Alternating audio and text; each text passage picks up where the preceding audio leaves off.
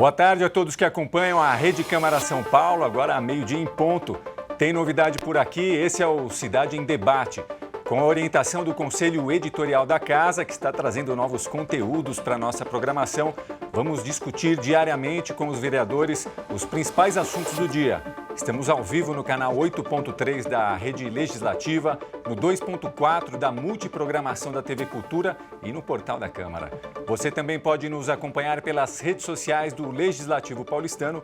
Inscreva-se e ative o sininho no youtube.com/Câmara São Paulo e as notificações no Instagram, no @Câmara São Paulo. Na nossa estreia, recebemos hoje aqui no estúdio o vereador Adriles Jorge, do União Brasil, e o vereador professor Toninho Vespoli, do PSOL. Obrigado pela presença, vereador Adriles. Muito obrigado a vocês, obrigado, Vespoli. É um prazer tê-lo aqui também, Vespoli. Para mim é uma alegria estar aqui, cumprimentar também o vereador Adriles. Nesta quinta-feira, a regulamentação das empresas de aplicativo que prestam serviço de mototáxi na capital paulista segue entre os destaques dos principais veículos de imprensa. E esse assunto também está na pauta da Câmara Municipal de São Paulo de hoje. Daqui a pouco, às 15h, a Casa realiza uma audiência pública para discutir o tema. Por isso, vereadores, queremos ouvir a opinião de vocês sobre o transporte por moto na cidade de São Paulo. Vereador Adriles, para o senhor, quais são os pontos favoráveis ou desfavoráveis da regulamentação desse serviço na cidade? Veja bem, meu caro, moto é invenção do demo. Moto é uma porcaria, vamos ser sinceros, a gente vive uma hipocrisia tremenda. Você anda de carro, você anda com cinto de segurança, você anda com veículo vedado, com uma série de restrições. Agora a moto não tem nada, o para-choque é o seu corpo. Agora, eu como liberal que sou, imagino que o nosso querido Vespoli também seja, eu não quero proibir nada, sobretudo uma demanda grande da população e da população mais pobre, que usa do recurso da moto, inclusive usa da garupa de moto, para chegar de maneira mais rápida, mais acessível e mais barata aos locais. Agora, a gente não pode ser irresponsável. Eu acho que tem que ter uma regulamentação, e uma regulamentação séria e intensiva. Por exemplo, limite de velocidade, limite de tempo de viagem, limite e restrição de áreas. Pô, você morre 2 pessoas nas marginais todo dia. 80% das fraturas expostas no SUS são provenientes de acidentes de moto. Você tem que ter uma indenização para vítimas de garupas de moto, indenização inclusive para motoristas, uma qualificação, um treinamento intensivo dos condutores, dos motoristas, dos motoqueiros. Ou seja, você tem que ter uma série de ações positivas no sentido de dirimir limite de potencial de acidentes, que você pode travar exatamente a ação dos mototáxis. Ou seja, tem que ter uma série de limites e de regras, de regramento, para que você possa dirimir o potencial de acidentes de motos. Eu vejo, meu caro, todo dia, eu moro ali na Brigadeiro Luiz Antônio, toda semana tem um acidente de moto, assim, da maneira mais banal. Então, você dizer que vai restringir drasticamente o potencial de acidente é utopia. Por quê? Já tem acidente com motoqueiro. Agora, acidente com garupa, eu já tive 2 parentes que morreram exatamente na garupa de motos, com capacete e tudo. Eu andei 2 vezes de garupa de moto na vida. A segunda eu caí. E aí o motoqueiro chegou pra mim e falou assim: você não é um garupeiro profissional. Eu falei: não existe garupeiro profissional. Por quê? O garupa, se não tiver um movimento de corpo, ele pode cair. Então, além de tudo, além dessas regras que eu estou dizendo, você tem que ter um regramento pro garupeiro, ou seja, uma assistência para que ele, que seja um usuário, quanto mais do aplicativo de moto, saiba como ele pode agir com o corpo dentro da garupa de moto. Ou seja, proibir, sou contra. Agora, regulamentar, tem que regulamentar e com severidade. Vereador Vespoli, proibir ou regulamentar? Com certeza regulamentar, né? Eu acho que a proibição nunca é um elemento que realmente dá resultado. A gente vê, por exemplo, o quanto de cigarro aqui clandestino que entra no Brasil, né? É uma coisa fenomenal. Então, acho que assim, a regulamentação acho que é a melhor das opções, né? Mas tem que ter uma regulamentação com seriedade, ou seja, garantir o máximo de segurança, né? A gente fala assim, sempre assim, há acidentes de moto, né? Mas mesmo quando estava sendo liberado por pouco tempo, né? Ou pela justiça ou não, a questão dos mototáxis por app, mas a gente também vê acidente de moto com outras atividades, por exemplo, né? A questão da entrega de alimentos na cidade de São Paulo, por exemplo. Então, assim, não dá para falar que assim, só são aqueles que estão na garupa. há realmente um flagelo na cidade de São Paulo, né? Então, eu acho que assim, tem vários elementos que tem que ser pensado. O poder público tem que fazer a parte dele. Ou seja, como pensar, né, por exemplo, de aumentar as faixas azuis na cidade de São Paulo. Né, ou fazer mecanismo para diminuir as velocidades na cidade de São Paulo, porque o poder público não pode eximir da sua responsabilidade. Inclusive, né, quando começou toda essa discussão, a primeira coisa que o prefeito foi fazer é aprender moto. Veja bem, aquelas pessoas, é a renda que ela tem para alimentar os seus filhos. Eu acho que não é justo você penalizar a pessoa por uma responsabilidade que tem que ser da prefeitura. Eu acho que uma outra responsabilidade passa a ser dessas empresas. Elas ganham muito dinheiro com isso, não é? Então, como o Adilis falou, estamos aqui no capitalismo, elas estão para ganhar dinheiro mesmo. Agora, claro, elas vão ganhar dinheiro, mas tem que também ter a parte delas, ou seja, quem é que vai dar o curso para, por exemplo, né, esses trabalhadores? Eu acho que a empresa tem que bancar isso gratuitamente para eles. Quem que vai dar os mecanismos por exemplo, de materiais, né, que eles vão ter para ter segurança? Eu acho que é a empresa que tem que fornecer isso para eles. Então, eu acho que tem um papel da prefeitura, como tem o papel da empresa e o papel deles. Inclusive, a empresa tem toda a condição, como já tem a gente, né, anda, né, com os apps, eles controlam a velocidade da gente. A empresa tem que controlar a velocidade deles. Inclusive, né, se eles passarem, né, da velocidade, tem alguma coisa sonora que o passageiro também saiba que passou a velocidade, a velocidade. E mais ainda, né, uma vez passada a velocidade, ele tem que ter uma advertência. Na segunda, uma advertência. Na terceira vez, uma multa. E na quarta vez caçar a possibilidade de ele operar com a moto app. Então, eu acho assim, tem condição de controlar, e eu acho que é melhor uma regulamentação, que aí eu concordo com o vereador Alides, que assim, os acidentes vão acontecer, né? Por exemplo, falaram muito da moça que morreu, né, recentemente, mas não foi o motorista que estava dirigindo, né, a moto. Ele parou no lugar certo.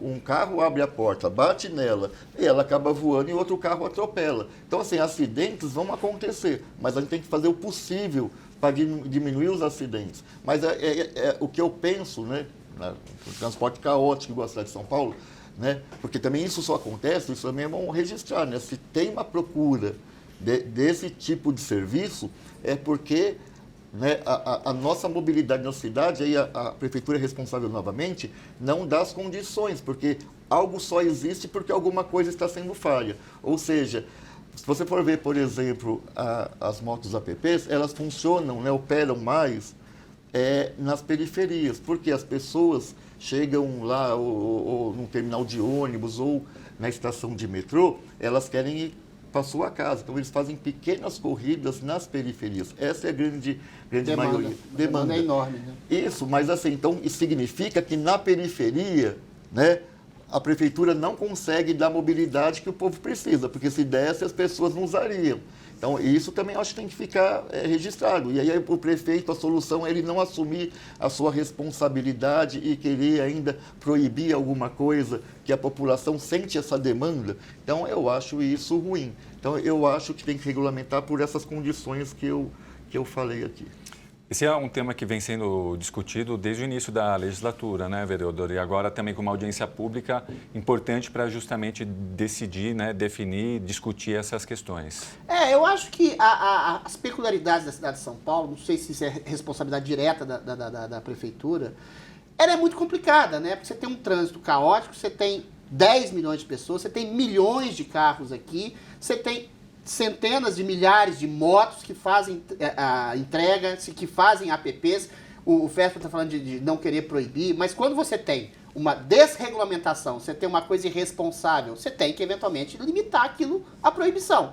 Agora, se você regulamenta, se você impõe regras, se você coloca regras rígidas, sobretudo uma regra de um limite potencial de acidentes, que vai haver acidente.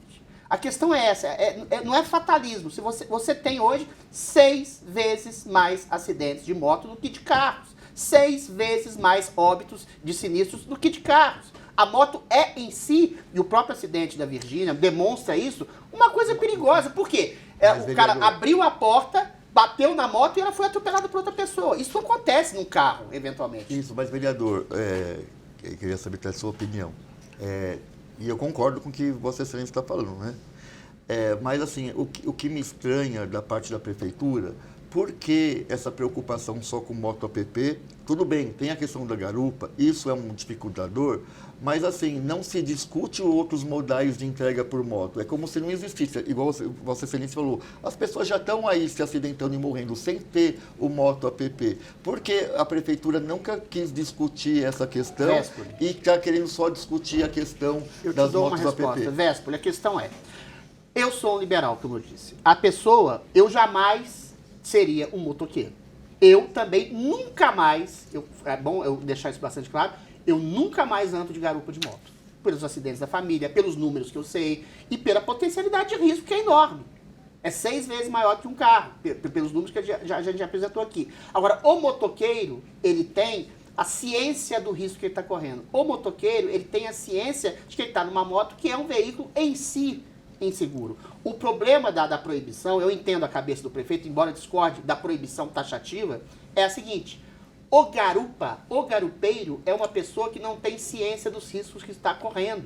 Porque o garupeiro não tem obrigação de ser um motoqueiro profissional, não tem a obrigação de ser um garupeiro profissional, ele não tem consciência. Ou seja, o risco da garupa de moto potencializa, por óbvio, por 2, o risco de morte, o risco de acidente que um garupeiro pode sofrer.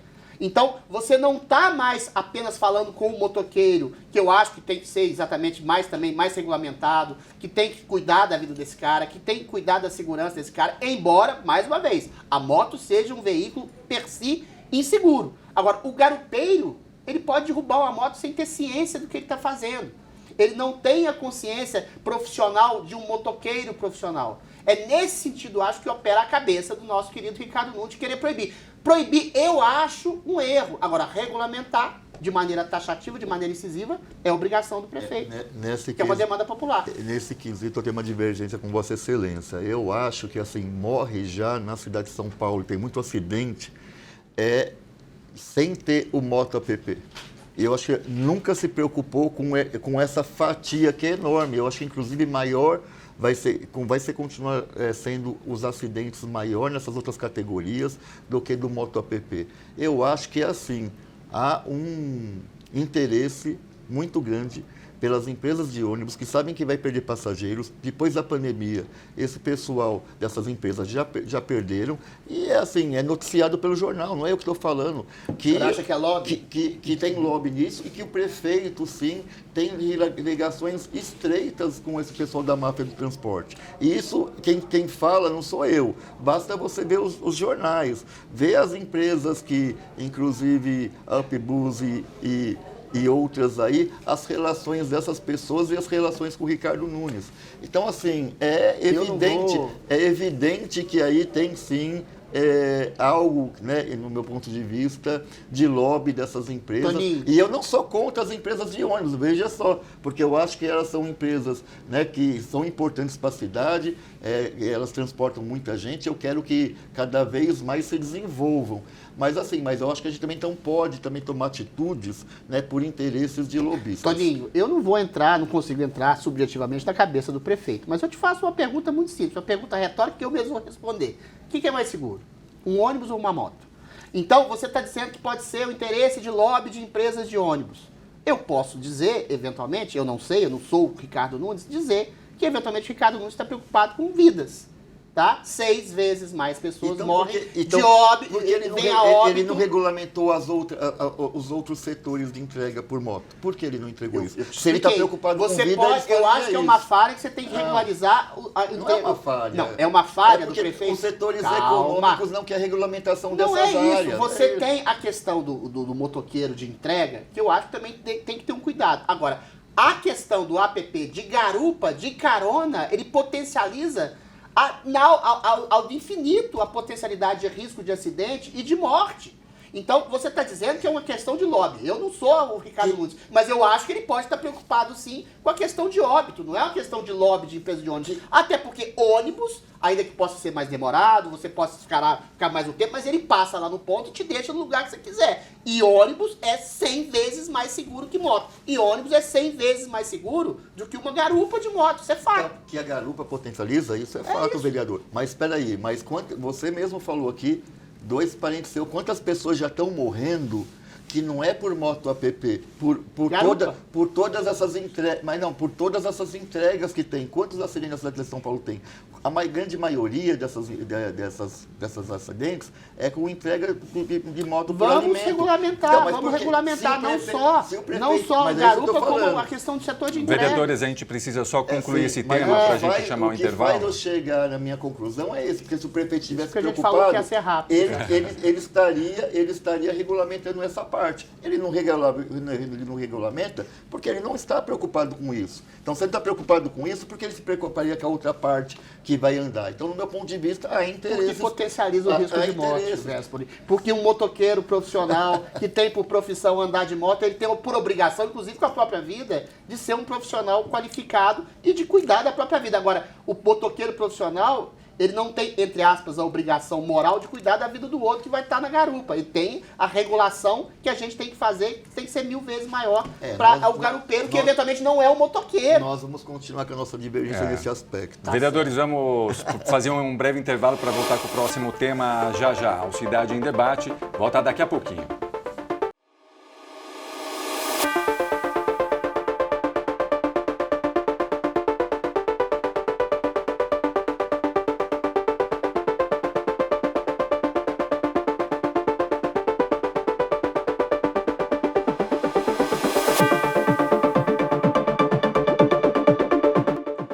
O Cidade em Debate está de volta. Outro assunto que tem ganhado as manchetes dos noticiários é o afastamento de 25 diretores de escolas municipais.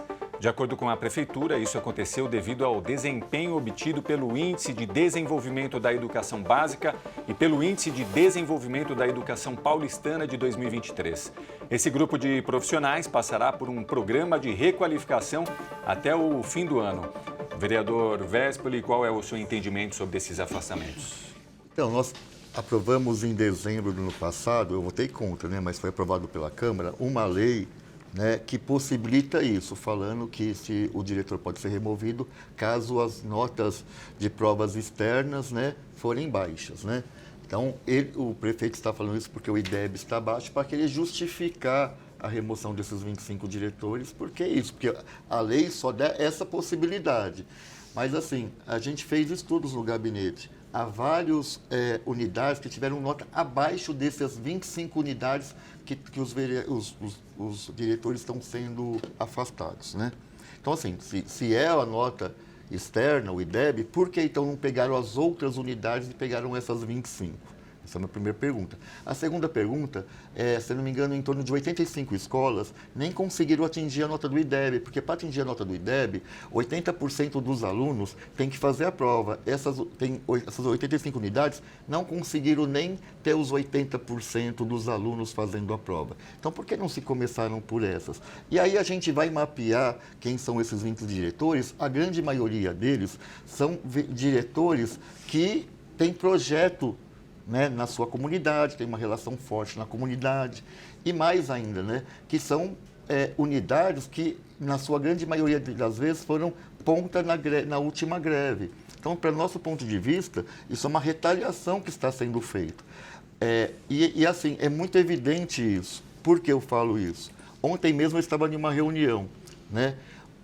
Uma das pessoas falou, eu fui convidado para dar formação para o diretor. Aí você vai conversar com a pessoa e fala, olha, só que o diretor tem mais formação do que eu, né? Então, para você ver que como está sendo feito isso, que planejamento é esse? Cada vez se muda toda a história. Primeiro, o diretor ia ficar afastado todos os 5 dias. Depois não, depois o diretor vai ficar afastado 4 dias, 1 dia fica na unidade escolar. Ah, não, depois o diretor vai ficar 3 dias na unidade, 2 dias fazendo curso. Porque eles não têm nada planejado, né? Não tem ao ponto que eles estão fazendo questões ilegais. Eu vou falar alguma. Por exemplo, o diretor da unidade, ele que nomeia o assistente de direção. Isso é legislação. Está lá porque é um cargo de confiança do diretor. Aí o que acontece? Agora, quem está nomeando esse terceiro assistente de direção é o dirigente regional da DRE. de uma maneira totalmente legal, porque é o diretor que deveria escolher. Mais ainda, o diretor responde por toda a unidade. Tudo o que acontece, se tem uma briga lá, é ele que vai responder. Se cai um muro lá, é o diretor que vai responder. Se alguém pede, por exemplo, um documento na secretaria, por exemplo, é o diretor que vai assinar. Ah, entupiu alguma coisa, né? Tem um cartão de uma verba que pode usar, é o diretor que responde por aquilo. Como que o diretor vai responder coisas se ele não está na unidade boa parte do tempo? Né? Inclusive, né, teve um depoimento que uma pessoa precisou, né, de uma... Ele ia viajar para o Nordeste, então tem que levar lá a relação de notas que o aluno tem, né, para levar para outra escola. Quem assina é o diretor. O diretor estava na DRE, que foi chamado para, inclusive, conversar pela primeira vez sobre essa questão que ele ia ficar afastado. Tiveram de pegar um motoca para levar o documento, para levar na DRE, no caso São Mateus. Quer dizer, já é uma outra coisa ilegal, porque um documento não pode sair da unidade escolar. Então, assim, para fazer uma determinada questão, eles estão fazendo, né, ilegalidades atrás de ilegalidades, né? Inclusive, nós entramos com uma DPF no Supremo Tribunal Federal, está com o ministro Fux, e a gente está esperando a resposta dessa DPF. Fora isso, no meu ponto de vista, o que está muito bem desenhado e que sempre esses governos quiseram fazer é privatizar a gestão das unidades escolares. Porque se você quebra o diretor, os outros dois AD, assim, diretor, eles são cargo de confiança. Então, para cair os dois ADs, é em um instante. Aí depois só falta tirar o coordenador pedagógico, que é o CP, para a gente conseguir logo tirar todo mundo e terceirizar aí as gestões das unidades escolares. Então, nós somos totalmente contra esse absurdo que está sendo feito. Aliás, só queria deixar aqui, já que a gente vai ter só uma fala, claro que nunca, eu já lecionei no Estado, já lecionei na Prefeitura de São Bernardo, eu nunca vi tamanha intervenção feito desse jeito, não respeitando em nenhum momento, né, a democracia, porque a gente tem, né, nos nossos currículos a gestão democrática, tudo tem que passar pelo Conselho de Escola, ou seja,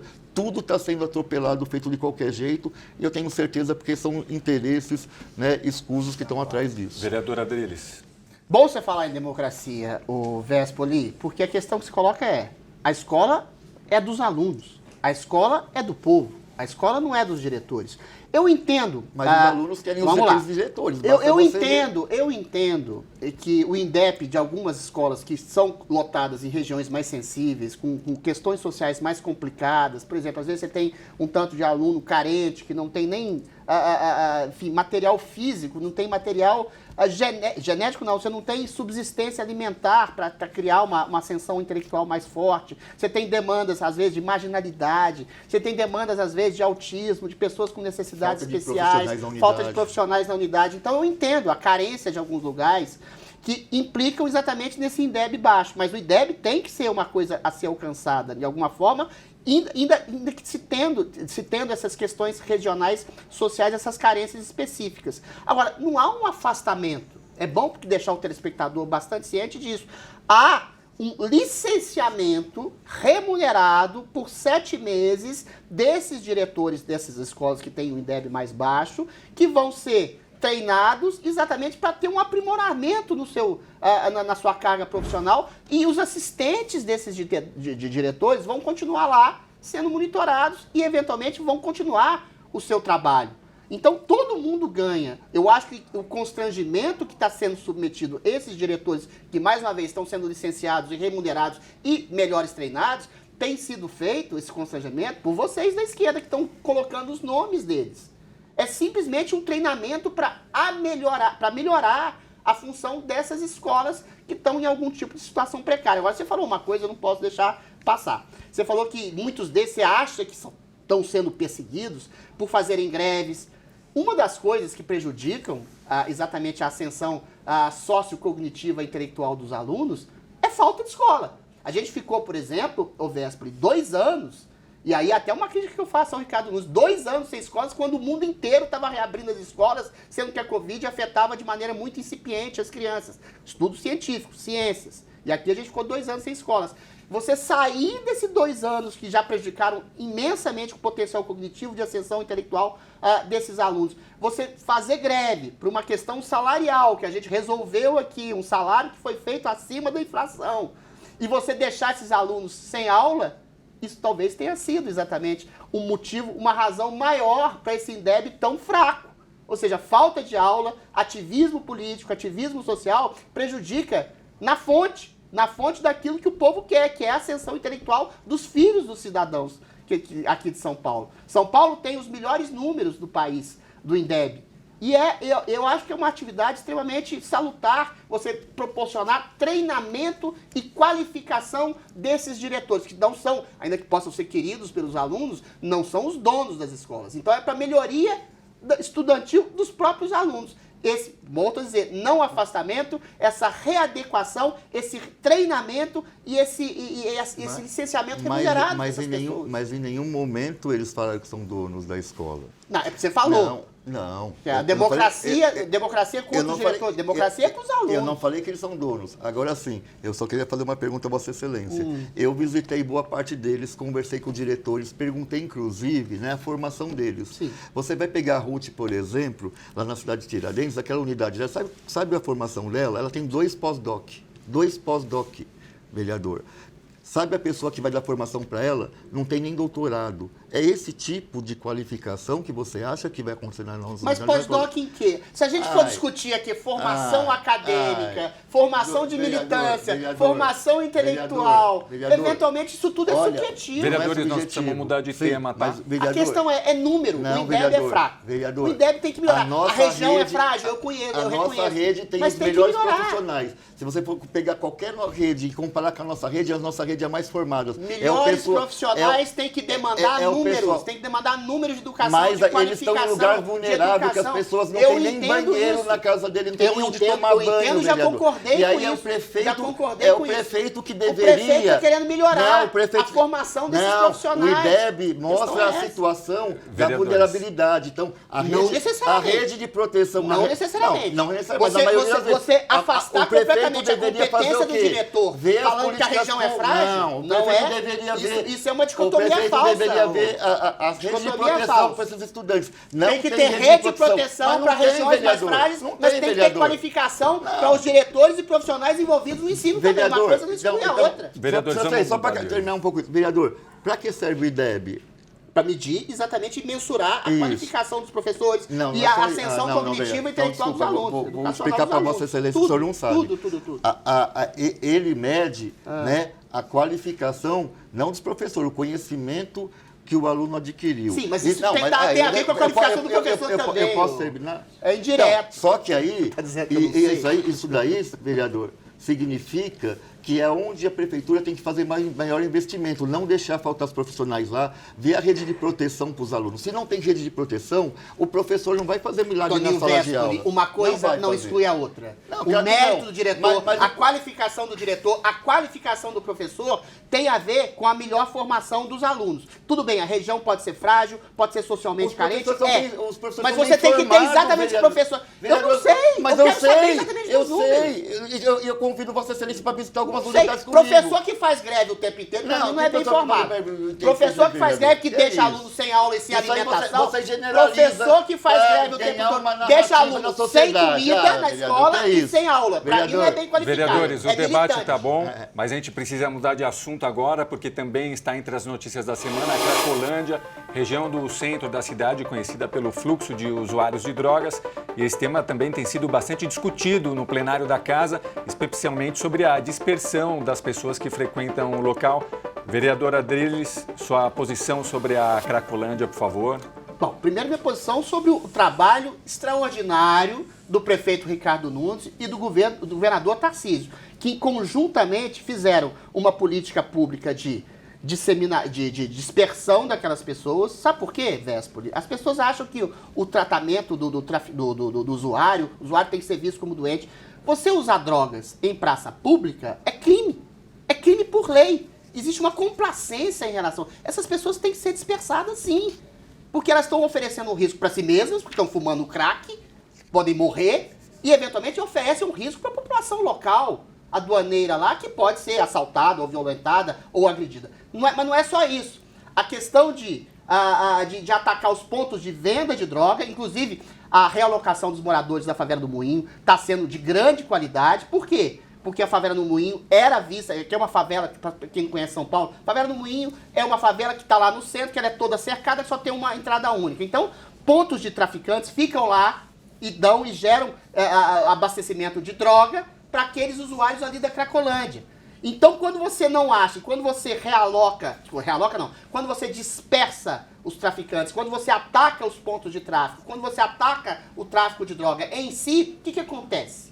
Aqueles moradores da Cracolândia, quer dizer, aqueles habitantes da Cracolândia que vão lá procurar droga, isso o próprio vice-prefeito me falou, em não havendo a droga, por desespero, eles procuram o quê? Ou eles vão para as periferias, ou aí melhor, eles procuram um tratamento que é cedido ali no local, e aquelas pessoas, pelo desespero da falta de droga, eventualmente vão tentar ser curados do vício de droga. Agora, a Cracolândia, que eram 6 mil pessoas que habitavam lá há anos atrás, foi dispersa e foi praticamente destruída, e hoje não tem praticamente ninguém, ou ninguém naquela praça pública.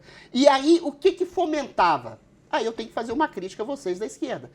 A Cracolândia era fomentada pelas ONGs que cuidavam dos usuários de drogas como se fossem bebês. Dava comida para o usuário, dava roupa, dava vestuário. Você tem que dar e gerar trabalho e possibilidade de sair dos mundos de drogas. Se você oferece uma série de vantagens aos usuários de crack, você vai alimentar o vício.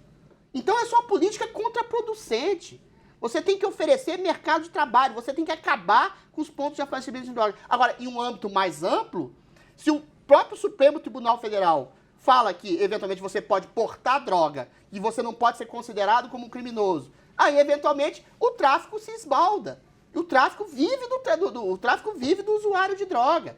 Agora, é muito estranho. Você vê um vídeo de uma vereadora amiga nossa aqui, que eventualmente está reclamando da falta de pessoas na Cracolândia, utilizando-se, inclusive, de maneira indevida, eu acho, de um usuário de drogas que chega e fala: eu vim aqui e não encontrei minha turma, não encontrei meu traficante, não encontrei meu usuário de droga amigo meu. Ou seja, a culpa do tráfico de drogas e da Cracolândia é inteiramente de uma questão ideológica de esquerda. E eu digo mais, para acrescentar, o movimento antimanicomial, feito por vocês da esquerda, aumentou exponencialmente o número de moradores de rua, porque metade, a gente sabe, por números dos moradores de rua, tem problemas psicológicos graves e as pessoas da família não têm jeito de arcar com esses problemas dentro de casa e não tem uma instituição salutar para internar aquelas pessoas. Boa parte daquelas pessoas recai no vício de drogas. Ou seja, é tudo culpa da esquerda, ô Toninho Vespa, desculpa.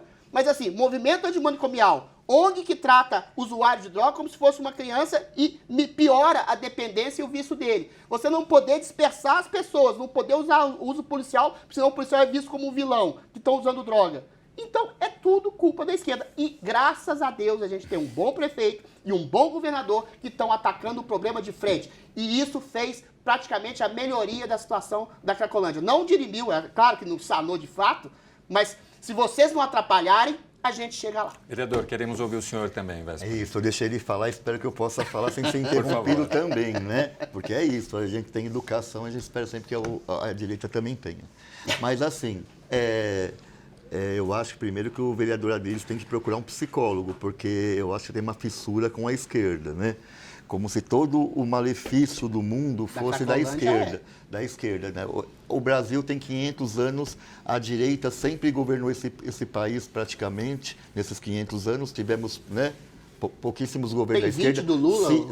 Então, desculpa interromper, mas aí não. Os outros 480 foi da direita. Que direita? Né? E aí mais ainda, bom, né? Se a gente for ver, a esquerda nunca governou o estado de São Paulo, né?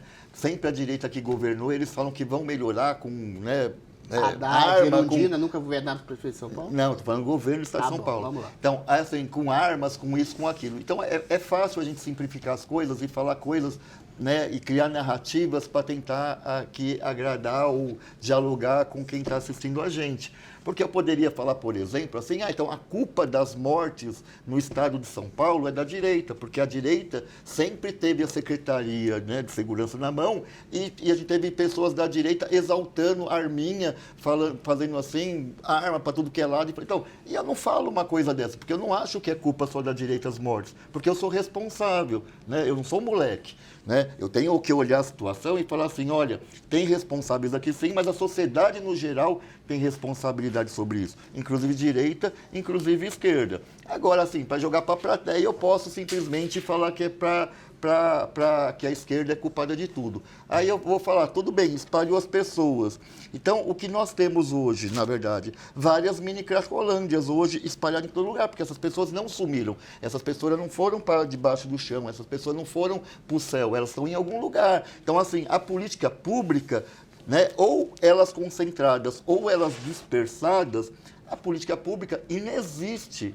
Inexiste. E mais ainda, né? Se tinha determinadas situações de violência concentrada, agora você vai ter um acúmulo de violência em várias partes da cidade, porque esses conflitos estão espalhados. E mais ainda, eu acho que para a prefeitura, inclusive, fazer algum tipo de política pública, agora você vai ter de ter mais gente, né, para procurar essas pessoas espalhadas em toda a cidade. Fora aqueles que, claro, né, que está falando também a imprensa, que eles jogaram para Guarulhos, que jogaram para outro lugar, que isso vai ser investigado. Inclusive, eu estou propondo, se o vereador Adriles não acredita nisso, eu vou aqui propor uma CPI, inclusive, para a gente saber aonde foram para esses usuários. Maravilhoso, vamos fazer a CPI da Cracolândia. E eu espero que Vossa Excelência assine também o nosso requerimento. Vamos fazer a CPI da Cracolândia. Porque é isso. É bom para entendeu? todo mundo.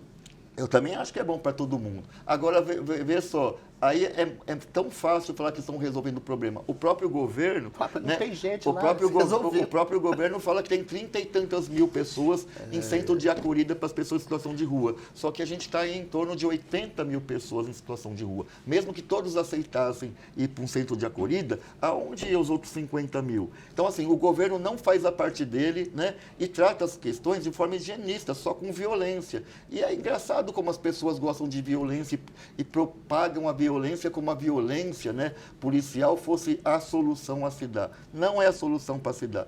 Né? A solução é políticas públicas. As pessoas estão, a grande maioria, doentes. Elas precisam de saúde, de emprego, de assistência social, né, de um plano, né, de políticas públicas para resolver essa situação. E não espalhar elas e elas ficarem espalhadas na cidade sem política pública. Vereadores, o nosso tempo está chegando ao fim.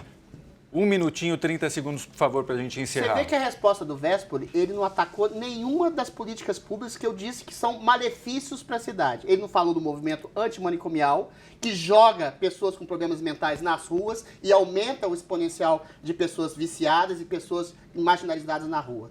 Eu tenho um projeto, por exemplo, que é para usar o aparelho dos CAPs para ressocialização do mercado de trabalho dessas pessoas.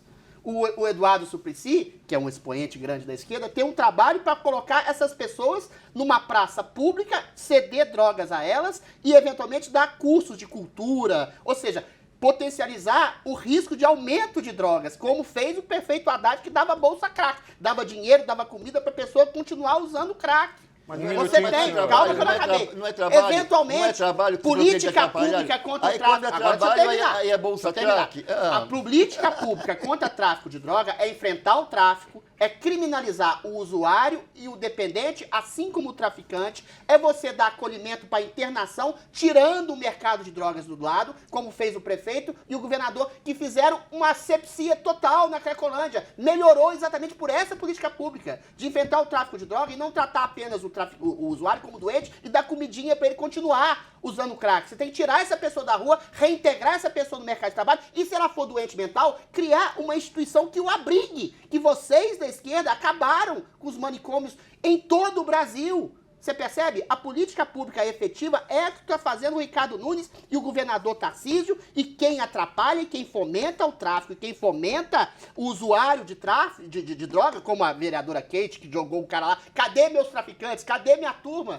São vocês da esquerda. Vereadores, 1 minutinho para o senhor Véspoli, que a gente precisa encerrar o programa, por favor. Sim, o vereador Adriles, ele tem algumas convicções muito fortes na cabeça, né, São vereador? fatos. Não, convicções, né? Do meu ponto de vista. Falei Agora sim, né, vereador? Vocês simplesmente espalharam as pessoas. O prefeito Boa parte estão internadas, perdão. Boa parte estão internadas, não é só espalhamento. Não. Então tá bom. Há um espalhamento. Porque não usam traficante, não tem Inclusive, né, há pesquisas e que vocês gostam de internar as pessoas compulsoriamente. Eu acho que sim, tem pessoas que quando elas se machucam outras pessoas, têm que ser internadas. Isso aí. Mas a maioria não é esse caso. Até porque essas empresas, ONGs, ganham muito dinheiro da prefeitura e do estado com essas internações. Só que, vereador, o senhor sabe quantas dessas que estão internadas compulsoriamente, elas saem realmente da drogadição? 4%, 96% volta. É porque é uma máquina de fazer dinheiro. Se você tira setores, os pontos de venda de droga, as pessoas vão se internar geralmente essas voluntariamente, ONGs né, é sempre ligado Vereadores. aos A governos. ONG que dá sempre comida ligado e que aos dá secretários. acolhimento ao O que vocês usuário de querem droga está é dar alimentando dinheiro isso. para essas ONGs Onde que é que ligado tira ao as pessoas do governador e aos tráfico, que tira as pessoas do É uso isso de que drogas, vocês querem. essa sim sempre tem que ser jogada premiada. de Vereadores, dinheiro atrás desse o negócio. nosso Dinheiro para tempo- alimentar a droga não tem que ter. A Dinheiro para discussão tirar a população da Cracolândia tem que ter A sim. discussão é importante, rende muito mais, mas a gente precisa, Tá infelizmente, terminar o programa. Vereador Adriles, muito obrigado pela sua que participação. agradeço. Vereador E aí? Vespoli, muito obrigado também, pela sua participação. Eu também agradeço. E agradeço Valeu, que o vereador agradeço o Adriles, Vespoli também. apesar de eu discutir Obrigado. radicalmente dele de várias questões. O nosso certo. primeiro Cidade em Debate termina aqui. Fique ligado na nossa programação. Rede Câmara São Paulo, sua conexão com a política da cidade. Olha.